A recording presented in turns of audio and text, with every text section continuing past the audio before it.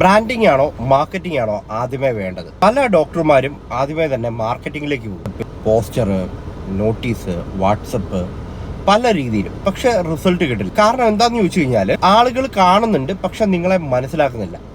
Branding എന്ന് പറഞ്ഞു കഴിഞ്ഞാൽ നിങ്ങൾ ആരെയാണ് സഹായിക്കുന്നത്, എന്തുകൊണ്ടാണ് നിങ്ങളുടെ അടുത്തേക്ക് വരേണ്ടത്, ഈ കാര്യങ്ങളെക്കുറിച്ചൊക്കെ വ്യക്തമായി പറഞ്ഞ് മനസ്സിലാക്കി കൊടുക്കുന്നതാണ് ബ്രാൻഡിങ്.